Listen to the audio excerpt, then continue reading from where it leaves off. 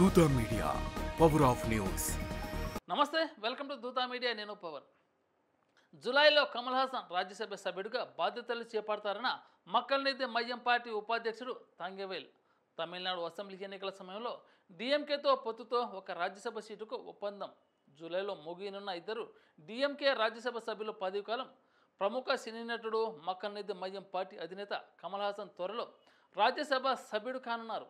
గత శాసనసభ ఎన్నికల్లో కమల్ హాసన్ పార్టీ డిఎంకేతో పొత్తు పెట్టుకున్న విషయం విదితమే.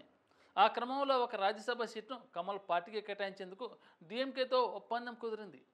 డిఎంకేకి చెందిన ఇద్దరు రాజ్యసభ సభ్యుల పదవి కాలం ఏడాది జూలైలో ముగియనున్న నేపథ్యంలో వారిలో ఒకరి స్థానంలో కమల్ హాసన్కు అవకాశం కల్పించవచ్చని చర్చ గణనీయంగా జరుగుతుంది.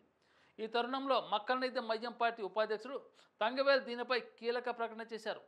తమిళనాడులోని కోయంబత్తూరులో జరిగిన అంబేద్కర్ జయంతి వేడుకలో పాల్గొన్న తంగవేల్ మీడియాతో మాట్లాడుతూ కమల్ హాసన్ను రాజ్యసభకు పంపాలని పార్టీ ఏకగ్రీవంగా తీర్మానించిందని వెల్లడించారు.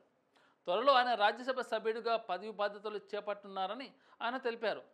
ప్రస్తుతం సినిమా షూటింగ్ కోసం అమెరికాలో ఉన్న కమల్ హాసన్ తిరిగి వచ్చిన తర్వాత జూలైలో ఆ బాధ్యతలు స్వీకరిస్తారని తంగవేల్ పేర్కొన్నారు. ఇలాంటి లేటెస్ట్ అప్డేట్ కోసం దూతా మీడియాని సబ్స్క్రైబ్ చేసుకొని ఆదరించండి. Thank you.